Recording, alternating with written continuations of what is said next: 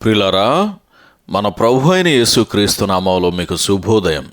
ప్రభు సమీపంగా ఉన్నాడు. అనుదిన ఆత్మీయ ఆహారం ఏప్రిల్ 25 శుక్రవారం. నేటి మన ధ్యాన లేఖనం అపోస్తలుల కార్యముల గ్రంథం 24వ అధ్యాయం 16వ వచనం. ఈ విధమున నేనును దేవుని ఎడలను మనుషుల ఎడలను ఎల్లప్పుడూ నా మనస్సాక్షి నిర్దోషమైనదిగా ఉండునట్లు అభ్యాసము చేయుచున్నాను. వ్యాఖ్యానాంశం యథార్థతలోని ఘనత. వ్యాఖ్యానాంశం యథార్థతలోని ఘనత.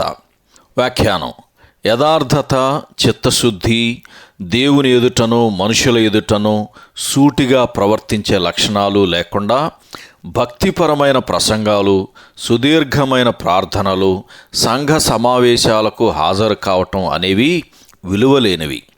క్రైస్తవుడు ఎన్నడూ తప్పులు చేయడని, ఎల్లవేళలా ఆదర్శవంతంగానే ఉంటాడని అనుకోవడం సరికాదు. అటువంటి లోపాలు లేని స్త్రీ పురుషుల కోసం మీరు వెతుకుతున్నట్లయితే మీరు వెంటనే పరలోకానికి వెళ్ళి వెతకటం మంచిది. ఎందుకంటే మీరు అలాంటి వారిని భూమి మీద ఎన్నడూ కనుగొనలేరు. అయితే ఒక నిజ క్రైస్తవుడు తప్పు చేస్తే అతడు తక్షణమే దానిని ఒప్పుకుంటాడు. మేధోపరమైన ఔన్నత్యం కంటే నైతిక సమగ్రత గొప్పదని క్రైస్తవుడు ఎప్పటికీ మర్చిపోడు. నిజానికి పౌలు మనకు గుర్తు చేస్తున్నట్లుగా ఆజ్ఞలన్నిటి సారమైన ప్రేమ లేకపోతే ఒక విశిష్టమైన విద్యావంతుడైనా అతడు కేవలం గణగణలాడు తాళముగా మిగిలిపోతాడు అని కొరింథీయులకు రాసిన మొదటి పత్రిక 13వ అధ్యాయము మొదటి 2 వచనాలు చదివితే మనకు అర్థమవుతుంది. ప్రతి క్రైస్తవుని జీవిత లక్ష్యం నిందారోపణ లేని హృదయం కలిగి ఉండటమే. అంతేగాక జీవిత వ్యవహారాలలో నిజాయితీగా వ్యవహరించే పేరు కలిగి ఉండాలి.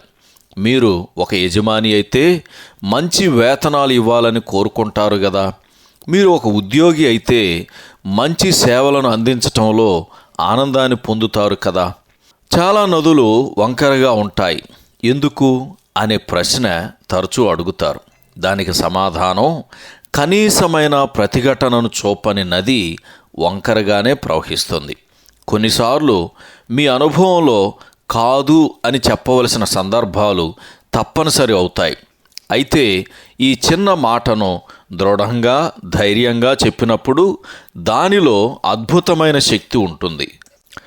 ఈ మాట తరచుగా ఎన్నో శోధన అలలను ఎదుర్కొని తిప్పికొట్టిన సముద్రం ఒడ్డున ఒక పెద్ద రాయిలాగా ఉంటుంది.